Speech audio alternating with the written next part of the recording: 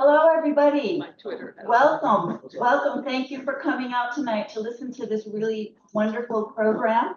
My name is Melanie Renaud. I'm with Mothers Out Front Newton. And Mothers Out Front Newton, Green Newton, Protect Newton Trees, and Fusion are all sponsors of the show tonight. And I would like to thank them all. Want to thank our special guests. We've got some city councilors here. Thank you for coming. Thank you, everybody on Zoom who's joining us tonight. Another thank you to Bob Persons and Lawrence Glazer, who are doing all the complicated technical stuff that's so important, except you. And of course, Melissa. Right. Now we're going to have a word from Laurel Farnsworth, who's going to do the land acknowledgement. Thank you for coming. I'm Laurel Farnsworth from the Fusion Climate Action Task Force, and this is our land acknowledgement. Fusion acknowledges that Newton, Massachusetts is on the traditional homelands of the Eastern Woodland Indigenous peoples. The indigenous nations that belong to this land are known as the Aquinnah Wampanoag, Mashpee Wampanoag, Herring Pond Wampanoag, Stockbridge Munsee, Nipmuc tribe, and all Massachusetts tribes. At Fusion, we respect and recognize it is a privilege to be living on these lands. We acknowledge the trauma experienced over centuries by the indigenous peoples that live on these lands and who continue to face injustice. We honor with gratitude those peoples who have stewarded this land through the generations and their ongoing contributions to the region. We also acknowledge that these lands are sacred to generations yet to be born. We will continue to create and build healthy relations with the indigenous peoples of this land. We thank all indigenous peoples. Dr. William Moomaw is a climate scientist. He is a professor emeritus of international environmental policy at Tufts University's Fletcher School. He's also a distinguished visiting scientist at the Woodwell Climate Research Center.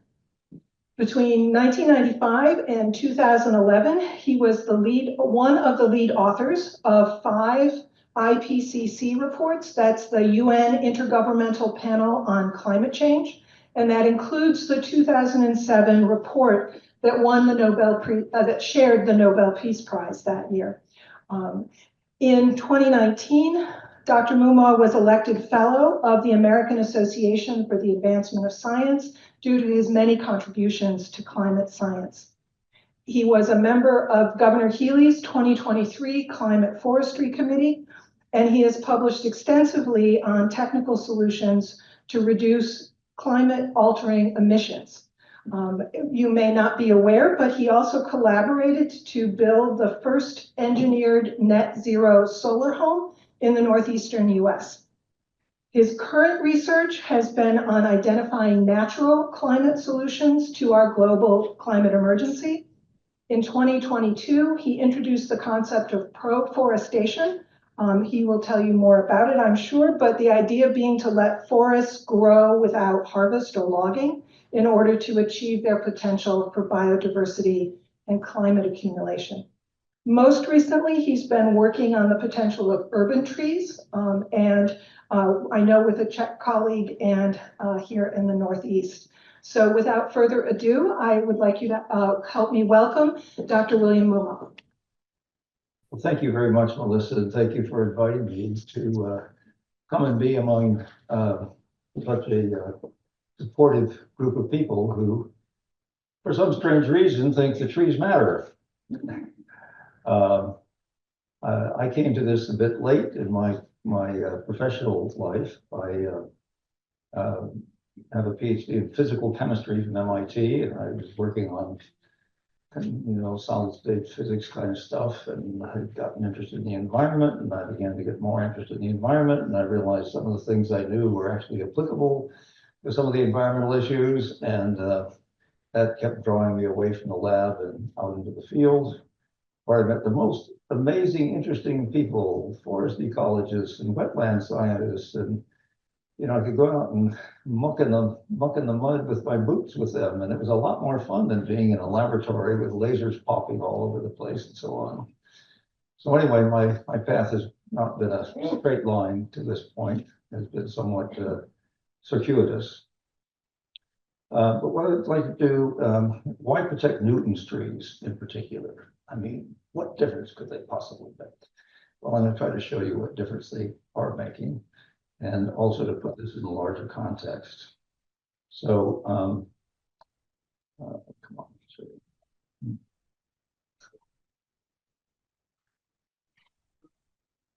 There. So the goal for today is to shift the mindset about urban forestry. I think if you look at any city or town, it has some trees in it, but those trees are not always really very central to the operations of the community, at least in the operational sense. And there's one point that I really want to make right at the beginning, is that a large tree is an irreplaceable asset. It takes many decades to get a large tree. It takes about 20 minutes to cut it down. It's a very asymmetrical situation. And yet we're much better at cutting them down than we are at letting them grow. So the second point is that the larger the tree, the more climate and biodiversity services it provides. I'll show you a demonstration of that in just a moment. And we can improve the performance of these urban forests that we have. I'll call it a forest, although in some sense maybe it's not such a forest because the trees are usually pretty far apart compared to a forest anyway. And so some of the really remarkable things we're only now discovering about the way a forest actually works is because trees are in close proximity and they actually interact through their roots and these fungal networks that were discovered about 20 years ago by Suzanne Simard and very much ridiculed at the time by a lot of forest ecologists and others. Couldn't possibly be that they exchange nutrients and send signals and so forth. I mean, this is just, you know, you're making them into people or something. And it turns out it's really true. And and more research is demonstrating the remarkable things that forests can do when they have trees. A forest is not just trees. Forest is a very complex ecosystem of plants, animals, insects, which are animals, and fungi, lichens, mosses, and microbial, mega amounts of microbes of different species, all of which work together. So that's very different than just planting trees. In fact, as one colleague of mine points out, we all know how to plant a tree, but no one knows how to plant a forest. A forest develops and evolves as it ages. So we need you. We need everybody who's here in order to make this all work better. There's no better place to start than at home. So we're here in Newton. So just reminding you about human-caused global warming, the so-called greenhouse effect.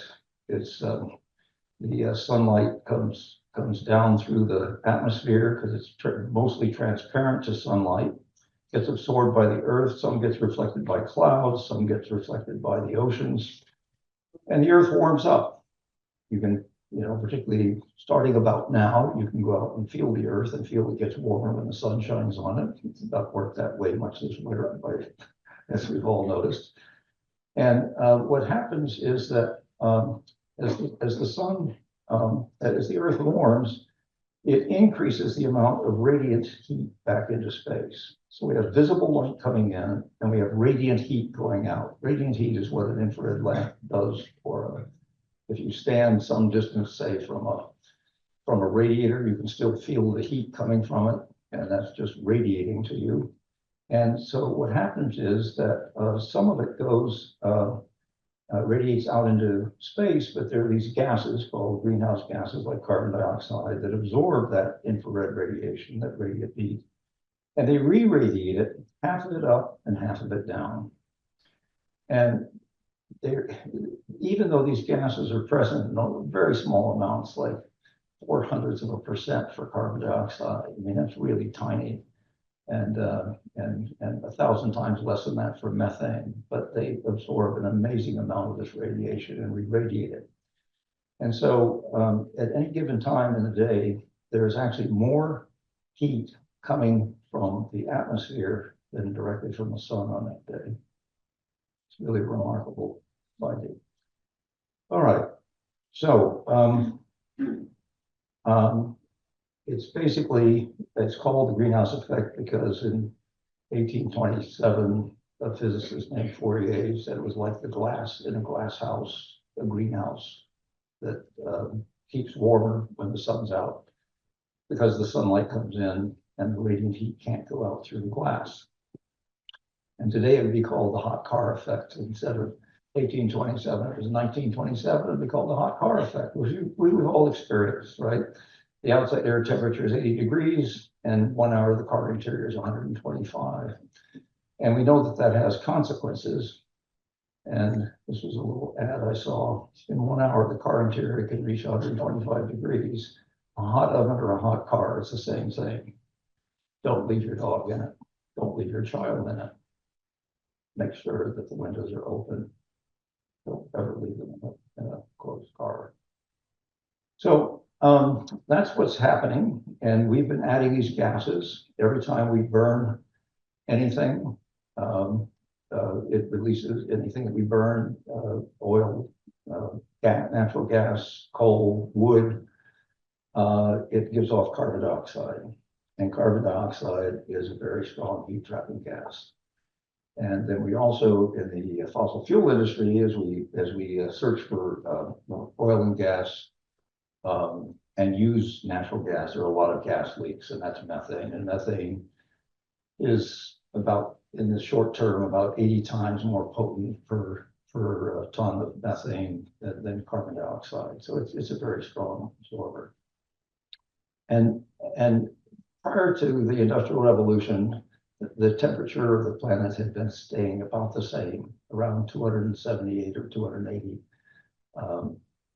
about 280 parts per million, and a temperature that was considerably below where we are today. And it accelerated around 1960 with the burning of fossil fuels, the post-World War II industrial surge that took place in those 15 or 20 years. And the Earth is warming unevenly. The Arctic is warming 2 or 3, 4 times faster than the rest of the world, and that's what's changing the weather patterns, because weather is determined by that temperature difference. So in 2016, governments finally got their act together, and they passed the so-called Paris Climate Agreement, which called for limiting future rise in global warming should not exceed 1.5 degrees Celsius or 2.7 degrees Fahrenheit. The rest of the world is on Celsius and metric system. Americans are the only ones still using what's called the imperial system, which is what the Brits gave us in feet and yards and tons and things like that. So after stating this is what we should do, because there was an IPCC report that said that that's about when things would start getting bad, really bad, and at 2 degrees they'd be getting really worse. So they basically said that they wanted to keep it well below 2 degrees and make every effort to keep it below 1.5, from rising more than 1.5 degrees or 2.7 Fahrenheit. And here's a direct quote from the report. So, pray, scientists, tell us, what should we do to stay below a rise of 1.5 degrees? So to keep the temperatures from doing that, global net anthropogenic carbon dioxide emissions must decline by about 45% from 2005 levels by 2030, reaching net zero around 2050. And then if you look at the graphs and things that are there, and be net negative from 2050 to beyond 2100. What does that really mean? Well, what it really means is that we must simultaneously reduce carbon dioxide emissions and increase its removal from the atmosphere. In other words, we need to do both those things. And it's not one or the other, it's all of the above. And how do we do that? Well, one thing is stop using fossil fuels or greatly reduce them. Well, by the way, this whole business of net zero means that we are not putting in more than nature can take out. And I'll show you how nature's taking it out in just a moment. So that's what net zero means. It means there's no increase, there's no decrease. Okay, so net positive means we're putting more in than nature's taking out. And net negative means nature's taking more out than we're putting in, which would be a great thing. And so which option is capable of preventing atmospheric carbon dioxide from increasing by nearly 30% per year? Well, is it solar panels and wind turbines? Is it electric vehicles? It's none of these options. It's forests and urban trees. Because they've been doing that for the last probably century or so. None of these technologies are anywhere close to those levels. So already, this is the thing I find remarkable, between the forest and the oceans, the increase in carbon dioxide in the atmosphere every year is less than half of what we put in. Thank you, thank you, thank you. Where would we be without that? So it's the forest. On the left, I have a picture here at Mohawk Trail State Forest, come out in Western Mass where I am. It's just west of Greenfield. And this is one of the last remaining old stands. These trees are approaching 200 years of age. They're white pines, and you can see they're enormous. In fact, believe it or not, the tallest tree in the whole Northeast United States is in Massachusetts. How about that? But our urban trees are also making a difference. And this is a picture I found on the internet of a street in Newton with nice trees growing over it, making it shady and cool and nice. So Melissa mentioned the home that we've built, and with the help of wonderful architect Bruce Coldham and a wonderful engineer Mark Rosenbaum, who is an MIT graduate. He has renovated more buildings and made them really low energy, and engineered more of them than anybody in New England. And we were fortunate enough to get him as part of the team. And then we had a wonderful local contractor, young contractor named Steve Haskins, who wanted to learn. He'd already built several Energy Star homes, which were more efficient than the regulations are called for. So this house uses only about 20% as much energy in a very cold part of Massachusetts. We had sub-zero finally, after 25 years of not seeing sub-zero out in Williamstown. We got it this winter, and our house was perfectly comfortable the whole time. As you can see, it has solar panels on the roof, and it has the side you see facing to the right is the south. It's south facing. So those windows are designed so that they can actually take in radiant heat from the sun and warm the house as well. We use a ground source heat pump for heat, and that's different from geothermal. Geothermal is from the, believe it or not, the geothermal energy is radioactive decay. In other words, you're using nuclear energy when you're using geothermal. Natural radiation is what heats the earth deep down, and that's where the heat comes from. This is really stored solar energy in the top 6 or 8 feet of soil. So the sun beats down all spring, summer, and fall, and warms it up to about where we are. It's around 55 degrees year round, if you look down there below the frost line. And so we have tubes that run horizontally about 6 feet down, below 6 feet, and bring that into the house. That temperature is raised by a heat pump, and then only have to raise it to 85 degrees because we have radiant floors. So it's a very small lift that's required in order for this to work. We have super insulated walls, 12 inches of cellulose fiber, which was at that time recycled newspaper, but we don't have newspapers to recycle anymore. But if you think about timber, harvesting, the branches and so forth can't be used for boards, but they can be turned into this same cellulose fiber that we used to make newspapers. And yet it's actually better than that in terms of its insulating value when you do it that way. So trying to get the industry to shift to that model has been difficult, but it would be a great thing if they do it. Ceilings and roof are 60, by the way, a single pane of glass is R1. That's the resistance to heat flow.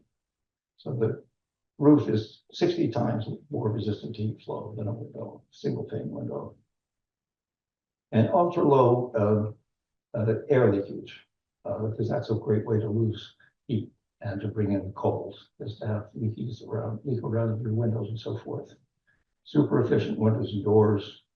And so we get solar gain. And we have an electric vehicle, bike and walking. So and the solar panels charge about 60% of the miles I drive. It'd be more than that if I didn't insist on coming back to Boston all the time. So how much carbon dioxide needs to be reduced?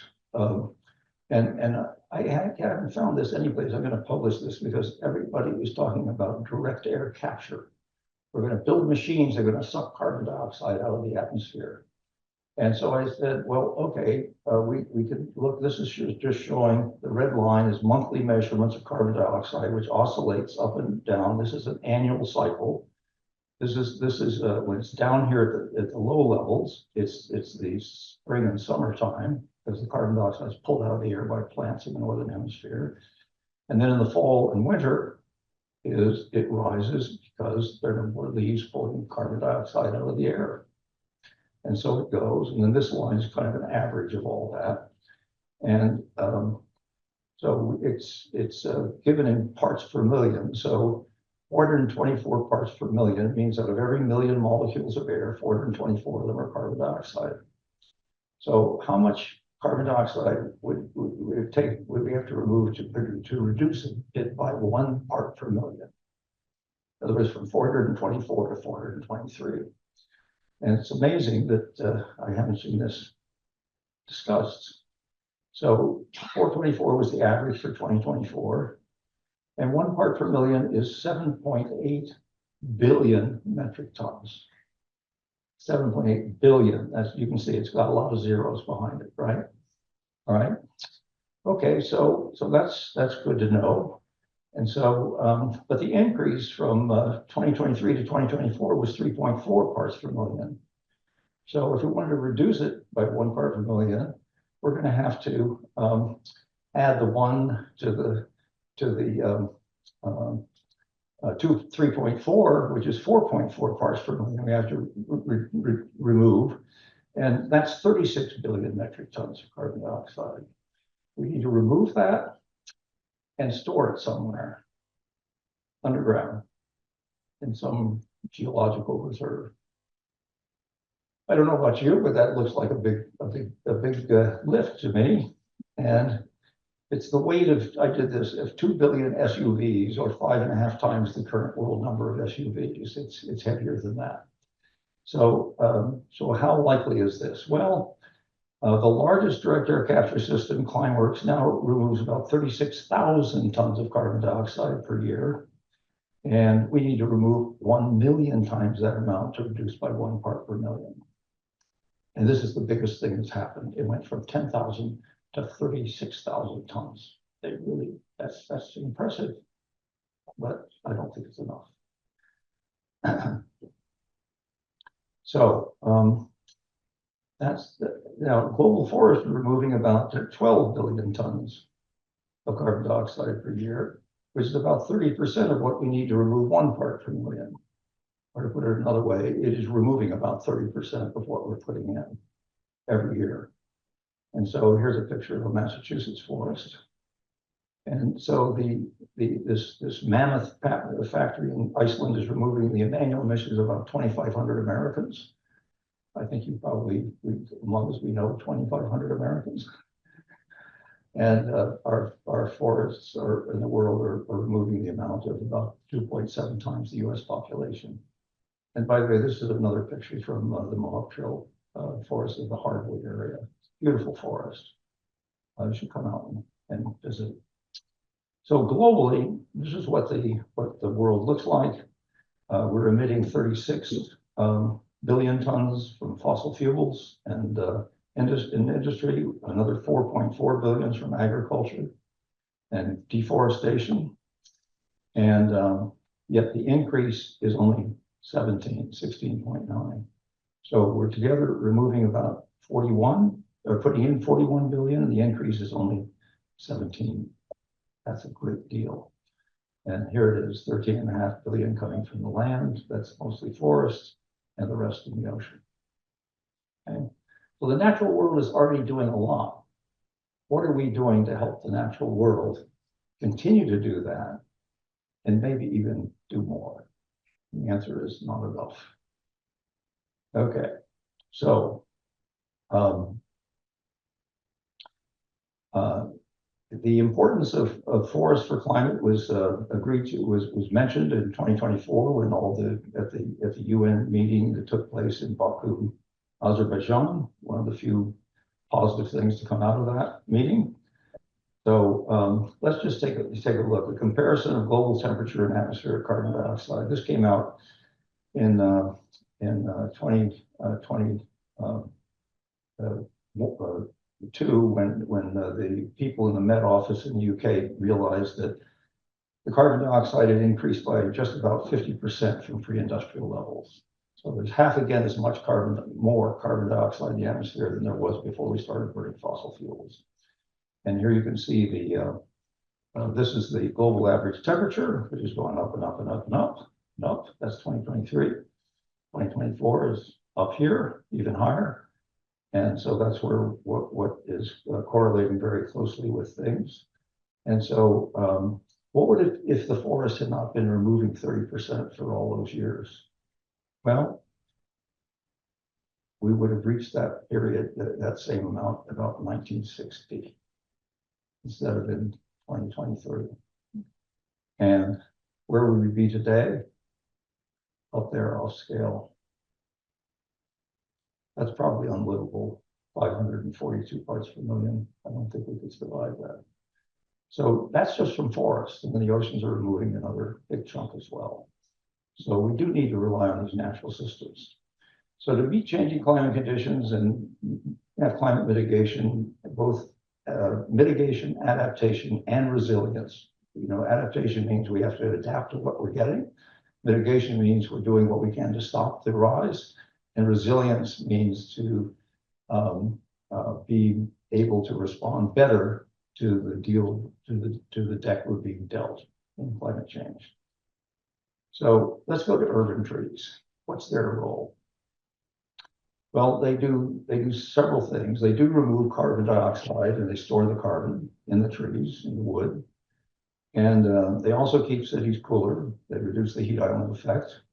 The shade, the leaves absorb the sunlight and turn it into oxygen and wood. I still, as a scientist, find it absolutely miraculous that take carbon dioxide, a trace element, a trace molecule in the air, add water, shine the sun on it, and it makes wood. I mean, it's just absolutely incredible that can happen, but it does. And then not only do the trees then provide shade, so the heat of the sun doesn't get to the streets and the concrete and things, but it evaporates water from the leaves, and the evaporation takes heat with it. It takes heat to make it evaporate. So when water vapor becomes when a drop of water becomes water vapor and leaves the leaf, there's a cooling effect. In fact, a paper came out 2 years ago that showed that the whole northeastern United States, cities like Boston and so on, are several degrees cooler because of the forests that we have west of them. It is the forests that are in western Massachusetts and western Connecticut and Vermont and New Hampshire that are keeping the Boston area cooler than it has any right to be in terms of the warming that's taking place on the planet. And by evaporating that water, they also reduce flooding. And of course, we're getting more, one of the things that we've done is mess up the entire weather system. So we're getting more intense precipitation events, which last longer times, alternating with droughts that last for longer times. But during the precipitation events, we get a lot of flooding. Again, more trees, evaporate more water, less flooding. And then trees help maintain biodiversity in cities, which is something we enjoy, but it's actually that the biodiversity is sustaining the trees. We think we're doing it, but it's the biodiversity that's really doing it. So urban trees accumulate and store things. It's estimated that US urban forests store about 700 million tons of carbon a year. Okay, that's a relatively small amount, but I mean, it's a big number. It's a relatively small fraction, but it's an important fraction. Because without it, there's no technology we have that would reduce it by 700 million tons. As much as I'm sort of attracted to amazing technological innovations, I just have to look at it and say, well, we're not going to get it. We just can't get there with only technology. We have to have the natural world helping us. It's about 3% of US emissions is our forests in the United States are keeping about 3% of an increase, less by about 3% than it would otherwise be. And the shading reduces about a 7% reduction in residential energy use, air conditioning, for example. So this is some nice work that was done, and there's a link to it in the US Department of Agriculture and the Forest Service. So the annual net benefit is highest for large trees. This is a nice picture here of a very big tree in an urban setting. It's in Quebec City, but it's such a good picture, I thought I'd show it. If you have large tree species, it's 44% higher than that of a medium-sized tree species and 92% higher than a small species. So this is the potential and the reason that we should plant trees that will become big trees and protect the big trees that we have. So we all like the aesthetic benefits of trees, and then of course what I just said about carbon and cooling. So protecting large urban trees provides many more benefits than planting smaller trees, and we're failing to grow and maintain enough large trees in any of our cities and towns. But Newton is way ahead. I went to this website, this wonderful website that Melissa showed me, and I just picked at random. I'm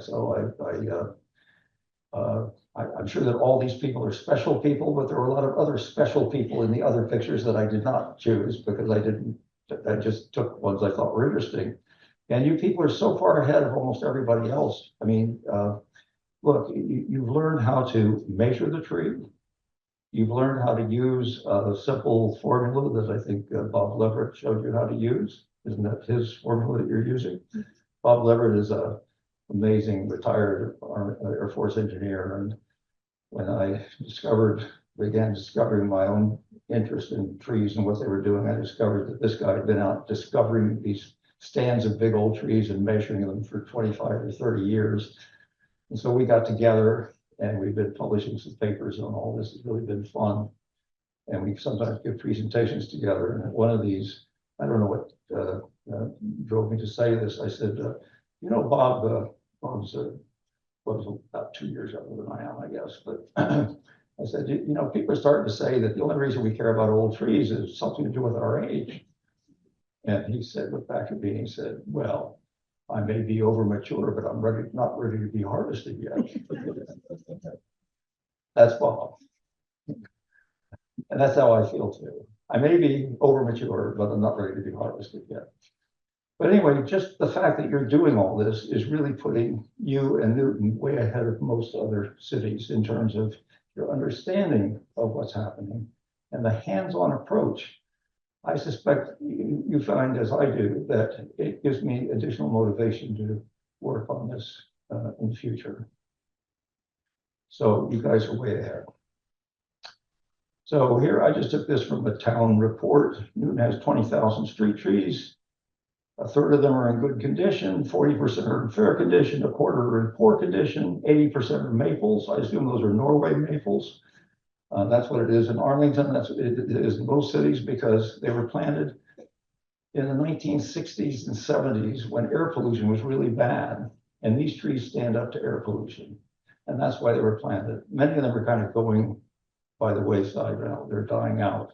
But we have such a, and with 80% of them, that means a lot of trees in Newton are going to be disappearing in the coming years just because they're worn out and their branches falling off and their various things. So it's going to happen. 13% were a combination of linden, honey locust, ornamental pear, and ash. Ash is being attacked, as you know, and 7% are a mix of 40 other varieties. So we need more diversity. That's the message here. And 18% are 7 inches in diameter, less than 20 years old. 44% are 8 to 16 inches in diameter, 20 to 40 years old. 35% are, which is about a third, are 17 to 24 inches in diameter, 40 to 60 years old, and only 3% are greater than 22 feet in diameter and 60 plus years old. So, most of our street trees, most of our town trees are relatively young and relatively small. I want to share something here. Why are there so few large urban trees? Well, large trees are cut down because they're large and there's a fear of damage if they fall. This is the most common thing I hear from town tree wardens. Oh, that big oak, oh, it could really fall and hurt somebody. We better take it down. Well, there are not a whole lot of oaks going around trying to fall on people as far as I can tell. So I don't know what the passion for this is, but it really is fake. Large trees are mutilated, and large trees are always replaced with smaller trees. And larger trees do not always have a sufficient root space, as I'll show you in a moment. And they're often removed for construction or to accommodate new infrastructure. So here's a pair of photos. This is before. This is a beautiful 27-inch diameter oak in Newton. And all of a sudden, the next door neighbor came out and this tree company was there. And this is what it was doing to it. It was mutilating it. Turned out they didn't even have a permit. So he was able to stop them.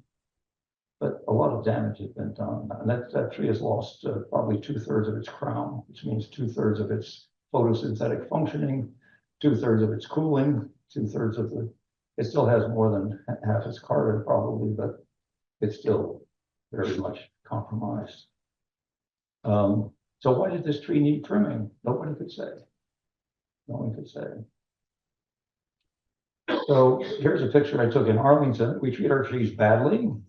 That power line just has to go through. So we just take the whole top of the tree out of and that's what it ends up looking like. I could have come over to Newton, probably gotten similar photos, I'm sure. But it's just astounding. We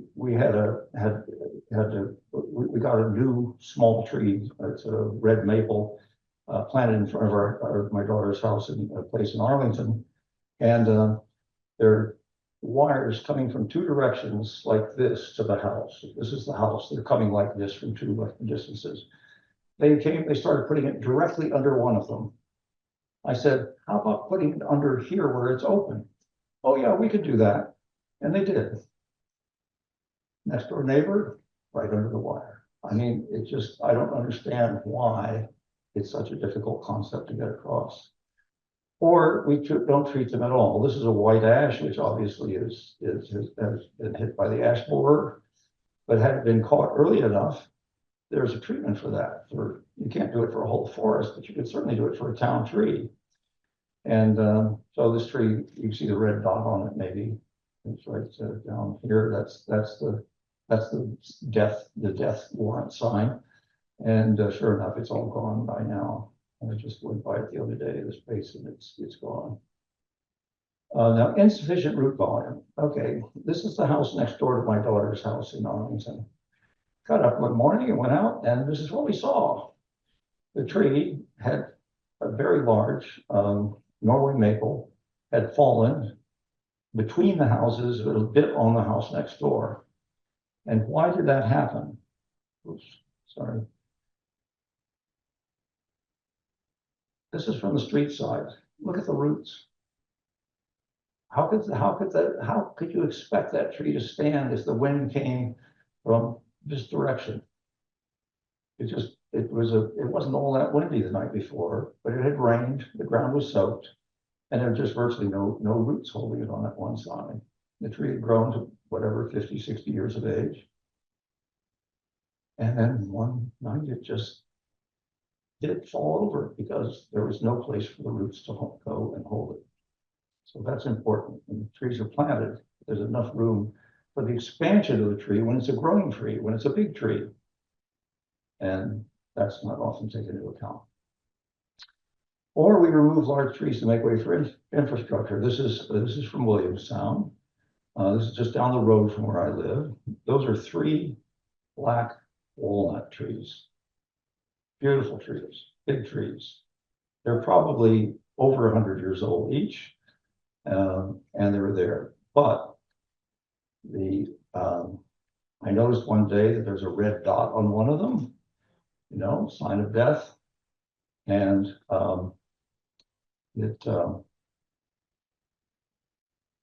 sure enough, they started cutting because it might have been rotten and fallen on the electric wire. It was decided. It's been there for 100 years. And I don't know how long the wire's been there, but it's been there for decades at least. So it was cut down, as you can see here on the right. You see the red dot right here. There's the red dot of death. And it's all there. And what's interesting is there's no rot anywhere in it. It was hypothesized that it might be rotten. Instead, how about changing the infrastructure? Bury the wire. Would have been a lot less expensive. This poor guy was left with the disposal of this. The electric company didn't even pay for the removal of it. We tried to, with black walnut, we tried to get some furniture maker or somebody to take it, but nobody would come all that far and get it. And this, as you can see, this trunk is really big piece here. So this standard thing, we're gonna, do something good like make another bicycle path. Oh, those trees will have to go. We're gonna improve the traffic flow here. Oh, those trees will have to go. Every time there's anything to be done, the trees have to go. I visited Singapore twice, and one time I went to the new university that is built there jointly with Yale University. It was 5 years old when I visited, but there were all these 100-year-old trees standing there. And I said, how is this possible? How can you have these big concrete 4-story buildings and then these 100-year-old trees there? They said, oh, it's against the law to cut any tree that's 100 years old. How about that? Imagine that. And it was stunning. I mean, it was almost magical to see it that way because it's something dawned on you. There's something not the way I'm used to seeing things when there's new construction. All right, so maintaining large trees provides far more benefits than planting small ones. Here's just a picture of a big one. Here's some nice little replacement ones. And around Williamstown now, a lot of trees like this have been cut, and then little trees like this are in their place. And the stump this big and the little tree like this just gives a message. All right, so carbon storage, larger trees are bigger carbon reservoirs than smaller ones. We talk with the carbon that's in it is a reservoir. And we talk about when it's pulling it out, that is a sink. So it's actually the bigger trees are the biggest reservoirs. They hold the most carbon, but it's really sort of middle-aged trees that are the most, the biggest, most actively, they remove the most in a year. And when they're maybe 80 to 120 years old, if they're a 250-year-old tree species. You get the cooling and stormwater management, increased property values, noise reduction, biodiversity, lots of good things happen if you have these trees. Now next part was really eye-opening for me. My colleague from the Czech Republic who contacted me because of a paper I wrote, and we've become good friends and colleagues. And he's actually an urban arborist. which I'm not. I'm just a scientist. You know, what do I know about urban trees? Well, he's taught me a lot about urban trees. And the annual mortality rate in the United States is about 9% every year. About 9% of trees die. And the life expectancy is between 7 and 28 years. Okay, keep that number in mind.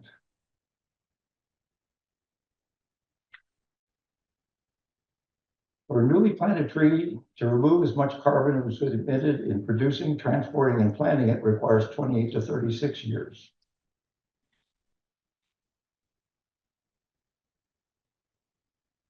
The life expectancy is 7 to 28.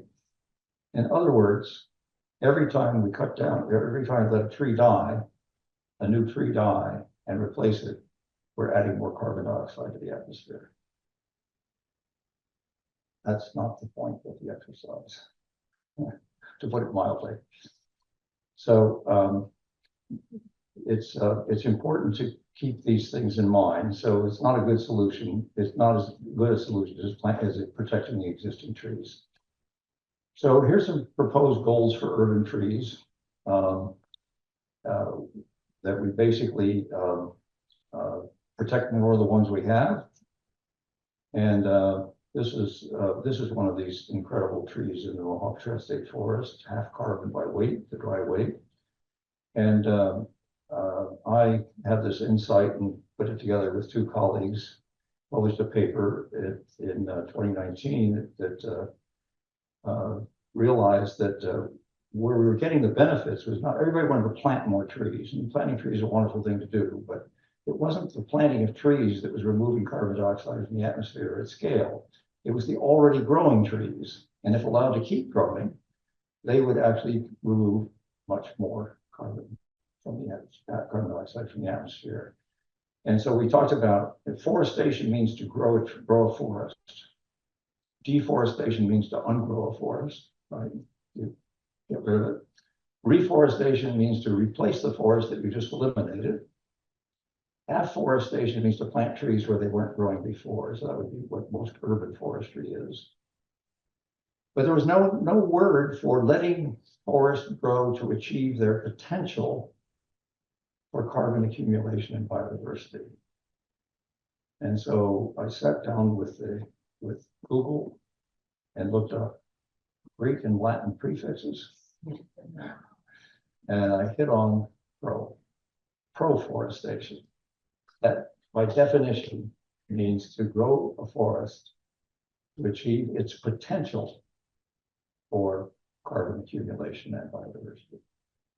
Just as sustainable forestry means to harvest a forest so that you don't harvest more than grows. So it's really sustainable logging. It's not about sustaining a forest, it's about sustaining logging. This is about sustaining ecological functioning of a forest. So those are, and oh boy, did we get a lot of kickback from the forestry people. Oh, 10 people at the Yale School of Forestry published this letter saying, what in the world are these people talking about? There's no such concept as pro-forestation in forestry. And the answer to that was pretty simple. No forester ever thought of letting a tree keep growing. So why would you think about it? And so we've had some interesting conversations, to say the least. So then a paper just came out a month ago with this last statement, so I got it in here. More carbon is stored in a larger area of forest than in multiple small area forests of equal size. In other words, if you add up 10 forest patches that are 1/10 as big as one big forest patch, you get more carbon accumulated in the one big patch than you do in the 10 smaller ones all added up.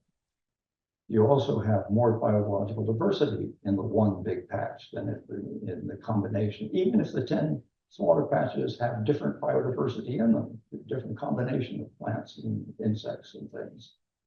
You get more of it if you have one large contiguous area. So that's the pitch that some of us made in this report to the state on the forest for climate that came out in January of 2024, is that we need to set aside more of our state forest lands in large as large areas in order to meet some of these goals. And these have just been amplified by this recent paper that that's what we need to do. So make a guess. How many trees do we have to plant to replace one large tree?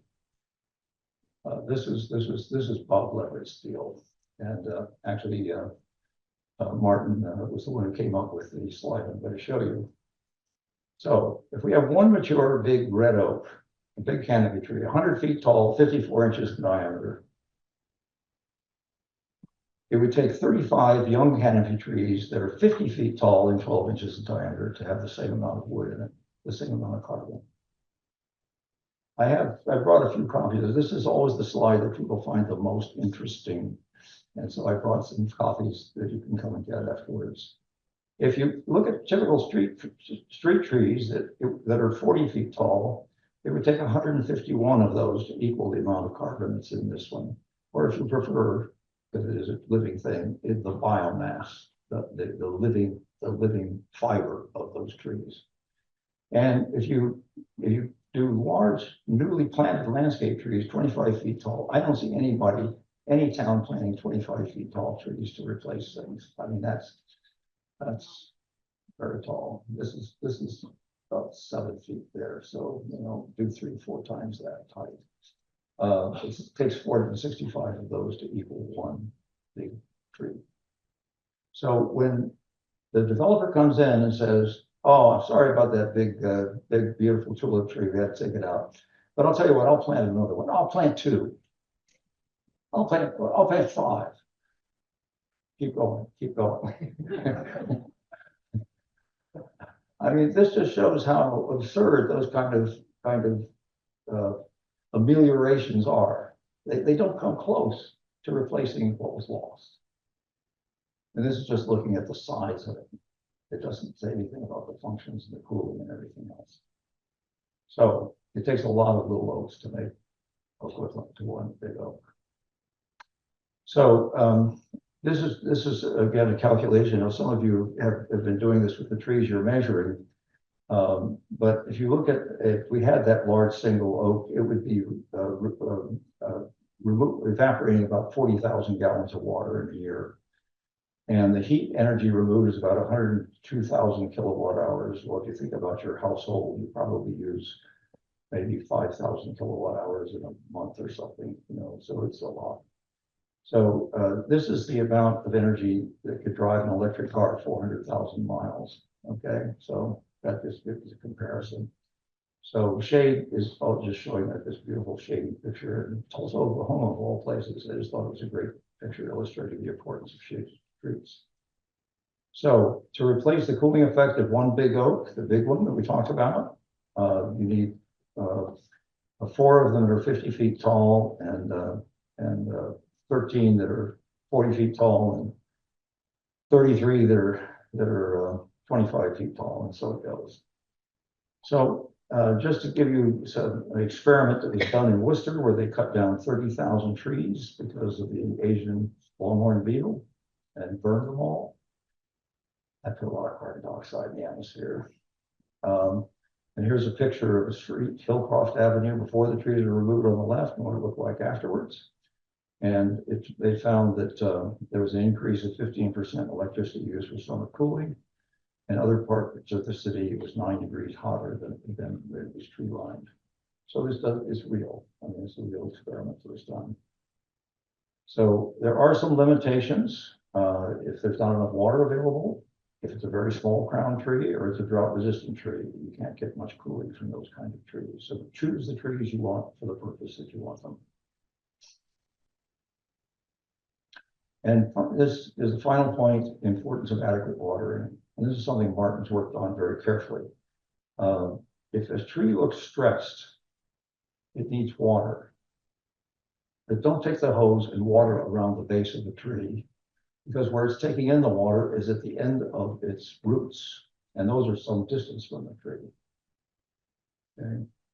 And yet, if you look at all of our street plantings, they're in little blocks like this. And yet the roots go all the way out, at least to the drip line of the tree, and often 2 or 3 times further. So he did some experiments. Here you can see in the circle, this tree was just withering and dying. And he began watering it, and 2 years later, it looked like that on the right, the full needles. There's still some brown needles, but look how much fuller that is with green needles compared to these branches that were just very much drying up and dying. So the climate consequences are warmer temperatures and increased droughts reduce the growth and the viability. It kills trees. The increased temperature also increases air pollution. We can talk about that, but as it gets warmer, the air pollution that comes out of the exhaust of our vehicles and so on actually gets worse. The chemical reactions that take place in the atmosphere, they go much faster and there are more of them when it's warmer. And storm intensity means more wind damage and fallen trees. More trees die, they're replaced with younger, smaller trees. And it may be at some point that current species are not suitable for a region if it gets too warm. So these are all the reasons that it's urgent. We need to differentiate between the services provided to fallen large trees and the cost. Proactive care is the message here. At this conference, we asked a room full of 300 arborists in the room. We said, how many of you work for a town that has money to plant trees? Every hand went up. How many of you work at a town that has money for cutting down dead trees? All the hands went up. How many of you have a budget for taking care of trees that are in need of care? Now, 2 or 3 over there, half a dozen over here. It's stunning. And this is just a very common thing, apparently. And I don't know a single tree warden I've talked to who wouldn't like to have a bigger budget to take care of more trees. So they're irreplaceable, and we have to do something about this. Infrastructure always wins when it comes to trees or infrastructure or new construction. And we can do that in some simple ways, but we cannot plant our way out of climate change. We need to protect the large trees that we have. So we should, however, plant trees in neighborhoods that don't have them. And so it makes economical and environmental sense to use the trees we already have to mitigate climate and adapt. So let's adapt urban forestry to meet the climate challenge. Thank you. It was so wonderful to hear about Singapore and the prohibition on cutting 100-year-old trees. Here, our tree ordinance has no prohibition in it. It has disincentivizing of cutting trees, or at least acknowledgement of the value of trees by requiring replacement, not 465 per tree, but some number per tree that's calculated, or a payment that would approximate the environmental value. Do you know of any US cities that have ordinances that prohibit the cutting of large trees that might be a model? We have some gorgeous old trees. And then a second part of that question is, one of the big tensions is that a lot of these trees, I mean, what the ordinance I'm referring to is about trees on residential properties. And a big tension in lawmaking is around the rights of property owners. And so the 2 questions are, do you know of precedent, and what are your suggestions for balancing that tension? Offhand, I don't know of any city or town in the United States that has really strong prohibitions on cutting down large trees or any specific mitigation alternatives. Well, if you do have to take it down, there's no other way around it. But my concern is that there's not even a consideration in most cases. It's just, we've made the decision. The power utilities and the street makers have priority over everything, along with the developers. They whatever makes their job easier, they do. And yet, as I indicated in that one case with the wire, I mean, one little tiny wire. I mean, how hard would it be to bury it underground compared to the work it took to cut it down and the work this poor guy had to do to get rid of it?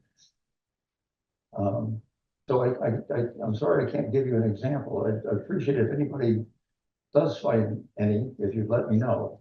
And then your second question was about property owners. They have the right to do pretty much whatever they want to do with the trees on their property in most places. I know that one of the arguments, well, first of all, it is easier to cut down all the trees, rip out all the roots, level it all off, take off the topsoil, sell the topsoil to somebody else, which I think the topsoil goes with the land because that's where it came from. And then the construction can take place anywhere and everywhere.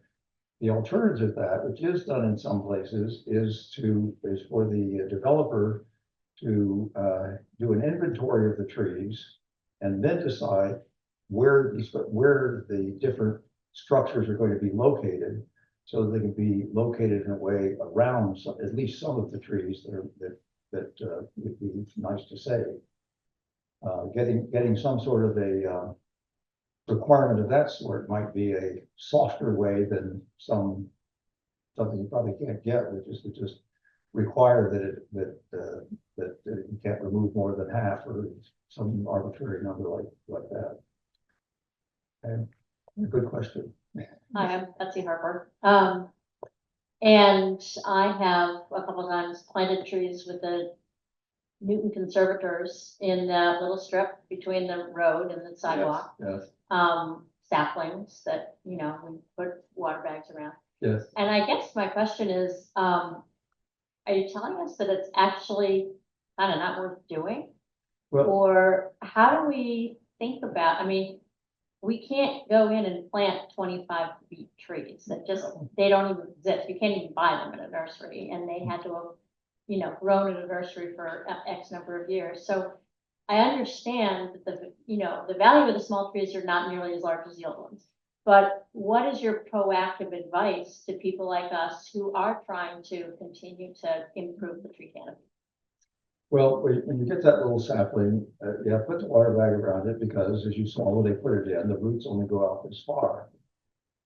But by the second year, you need to be watering further out. And yet, even the best of those of us with the best intentions are still putting water right next to the trunk. And there are now made things that are similar to the bag, except they're a big ring that goes around the tree out further. And you can fill that with water and it will percolate down further out. That's another piece of technology. If you don't want to stand there with a hose or however you water the area that's out further. There are actually, we had some real ice storms and I had some damage to some pretty large trees. And we didn't take them down, but we did have to trim them back with the broken branches and things. And that left some openings. And so I did find a nursery just across the border in New York State that sold me some about 15-foot tall trees that were 2 to 3 inches in diameter. And so I planted 33 trees of that size of multiple different species. And then we had a drought and I finally had to get somebody to help me water them. You had to do it 3 times a week and, they're spread out hundreds of yards apart. So I had to get some help for that. So I didn't let my wife add up the total cost of all that. It might endanger our marriage. So I just said, just write that off. That's okay. But is that location right next to the road and to the No, sidewalk? I think it's a terrible fundamentally place. flawed? I think it's a terrible place. Yes. Okay. Yes. I mean, if you could get people to plant them, inside the sidewalk in the yard, that would be a much better on the property owners. That would be a much better place for them. I mean, well, you saw what happened next to my daughter's house, that there were just no roots on the whole street side where the curb is. And how that tree survived for 50 years or whatever it did, I have no idea. I guess it had a lot of roots going out towards the house. Well, I think that's a message that's not being heard amongst people who are trying to do the right thing. So I'm not part of those towers to speak, but those people who are, we need to hear that message. Right. And if you look in the city itself, where buildings are, there's usually a patch about this, maybe the size of this table. And then there's concrete all everywhere else, and there's a little tree growing right in the middle of it. I just don't see how that's going to lead to a tree that's going to amount to much or survive very well if it's dry. Hi, Monica Savitska. I have a question about what to do. Is there any hope that maybe there will be some policy to change about the electric companies? Because usually that's what happens. Like every time I get a letter, oh, well, we will be on your street taking care of the trees. Well, it's really taking care of the power lines and whatever is in the way of those power lines. So I feel if we don't change the priorities, like we have the trees, and then what do we do with the power lines? Nothing is really going to change, because as you show, like we have two amazing maple trees on our in front of our, probably one of the largest in the city of Newton, city trees. They were around 90-year-old. You could sit like 4 people on the trunk when they cut them. And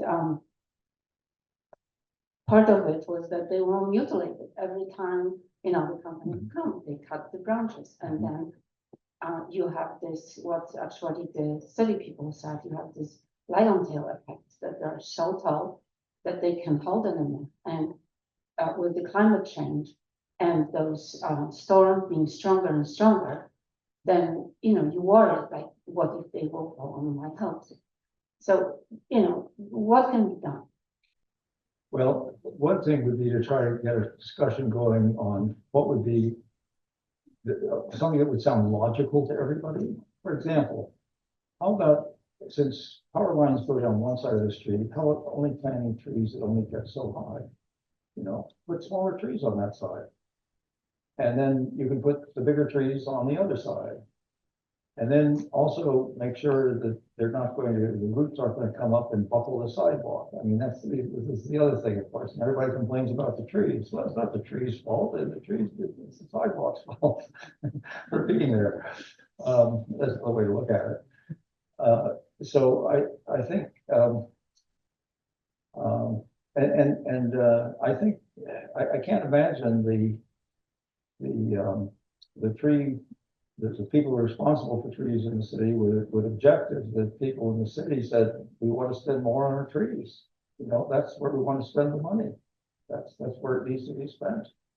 And you will gain in lower air conditioning bills. You'll gain in comfort and just enjoying the place where you live more. It's really quite astounding how it can transform a place that is as in Arlington, they're seeing a lot of these. They said about 60 trees planted in maples planted in the 60s for the air pollution problem. They're beginning to that's kind of their lifetime. And in fact, if you look at the data, street trees live less than half as long as the same species in the wild. I mean, they don't have any company, right? They get lonely. They don't have that root connection. They don't have anything. And so they just are in a much less supportive environment. Do you know of anyone who's done a cost comparison between burying power lines and tree maintenance, like a full system comparison? That's a really good question. I've tried to get data on what it would cost, and I'm always told it's too much. Thank you very much. Now I know nothing more than I knew before I came in here. But so you could really put. I think maybe you have to get the I don't know, the mayor or someone to talk to the utilities. The trouble is it's all regulated at the state level. So that's where the pressure would have to go to change that. And they wouldn't get an automatic place the red dot on the tree kind of power. So at the beginning of COVID, a college student came to Green Newton and asked if we could head up a program to plant trees to honor lives lost to COVID. Oh. And we were unsure about taking on a project like that, but our board of directors said okay. And we collaborated with the city And sure enough, we raised over $50,000 and planted over with the city. The city planted over 200 trees. So now I'm thinking that not just a project for Green Newton, but perhaps to plant the seed in the community and in many communities, Brookline, Yes. that if we have projects collaborating with our community leaders to plant in memory of or a birth of a grandchild or a special in somebody's wedding, that perhaps we could create a fund to plant trees in public. These trees Yep. were planted, not street trees. They were planted around schools Yep. and in public areas. So I'm just saying, And what a wonderful thing to be able to, you know, 20 years later to say, that's the tree my grandfather planted for me when I was born. I mean, it's just a wonderful feel good kind of thing as well as doing good. Yeah, that's great. and Green Newton has donated money for the street trees, and I appreciated Betsy's question about the street trees, but I think you came up with a good idea. On one side, the bigger trees, and one side, the smaller trees. Anyway, I know that Green Newton leaders have been advocates for housing, in particular in village centers, which I believe we need, but at the same time, I think that we need to do all we can to preserve the big trees and Yeah. plant new trees. Right. And what, you know, the other thing I don't understand is I know this, pick the town, the city, they'll dig up to put in a new water line. They could lay power lines in that same trench. I mean, it's the street's already dug up. And you could run it for the length of that pipeline, which is probably a block or longer. And that would be a way to begin doing it at a relatively low cost, I think. Or if it's a gas line or whatever lines but they're always digging up the street. And then they'll decide, well, we just did that one, so let's tear it up again for something else. But never for undergrounding power lines. So at least force, I don't like to say force, but induce them into having to address the power line question rather than just ignoring it, but not for everything else. By the way, on this business of we're here to protect, we're here to help you with your trees, I had to stop as a truck that said, we are here to help you with your trees. It was as long as from here to the back of this room, this truck was a tree cutting truck with all the equipment to cut down trees and chop them up. Well, here's another thing. Why do we grind them up? I mean, doesn't this wood have any other value? Because then people go out and they cut firewood. They go out and they cut trees down to build things. And certainly some of this wood would be good for something. And I'm not a great fan of firewood, by the way, either. It puts a lot of carbon dioxide in the atmosphere and it's bad for our forests. But just any other or how about using it to make this wood fiber insulation, you know, which keeps on giving for the life of a building, right? Of reducing emissions. It's a climate solution. Instead of chipping it up and then throwing it someplace and letting it rot and decay, and at least some of it goes back into the atmosphere as carbon dioxide and methane. Hi, Bill. Nobi. I wanted to ask you about a difficult dilemma when some trees are killing other trees. So I'm referring in particular to the Norway maples that used to be 78% of our street trees are now down to 58. But they've marched through yards into our parks and conservation land.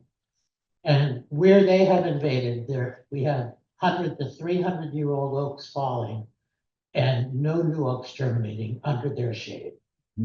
In parts of the parks where they're not invaded, we actually have multi-story canopies with new oaks coming up. But the Norway maples, unfortunately, are actually destroying some of the remaining forest, the natural forest areas that we have. Well, that's called fratricide, right? You're killing one of your brothers there. I'm not a great fan of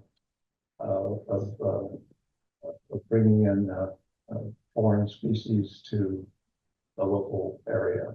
I think we should plant as many native species as possible.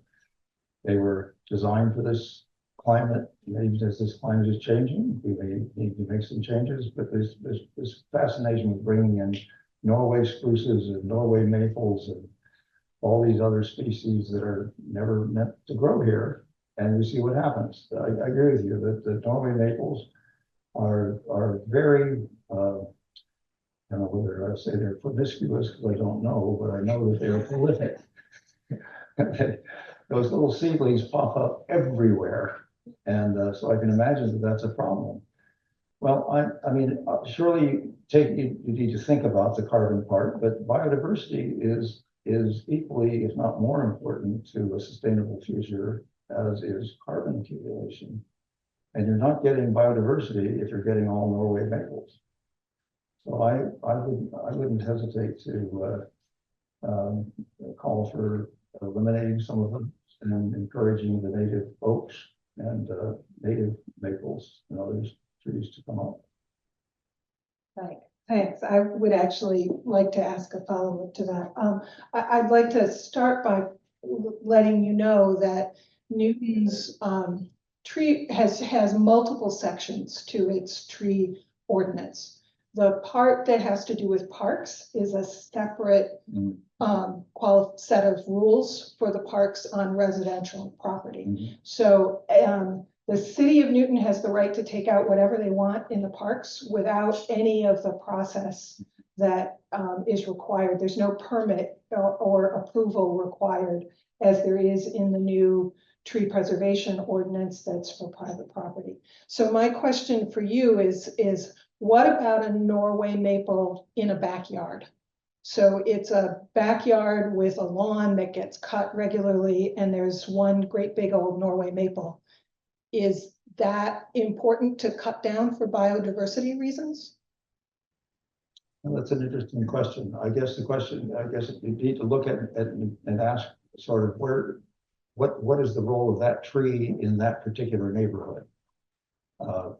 In terms of biodiversity, in terms of carbon accumulation and so on. And if it's that big and that old, it's not going to be around that much longer, frankly. I mean, they're really on a decline in city after city because they were all planted about the same time, same species. Again, avoid that mistake. You know, I remember the beautiful elm-lined streets we used to have, and I'm always impressed in Lanesboro, Massachusetts. There's a place where you turn a corner and there's a big sign. There's this one enormous elm tree. How are there any elm trees around? Huh? I mean, didn't we lose all those to Dutch elm disease? No, we did not. And fortunately, elm trees were not timber trees, so they weren't cut unless they were sick. And so there's some that survived. Some were genetically predisposed to stand up to the Dutch elm disease. And botanists have found that there are 3 different mechanisms of that in three different species of trees. They're now crossing those so that you now have super elms that are resistant to anything like Dutch elm disease. But some of those that are still standing, there's one magnificent one in Lanesboro, is an all-American champion elm. American elm champion. Yes, it's a champion American elm, it says on the sign. And that's just great to see because it reminds you of what magnificent trees these are.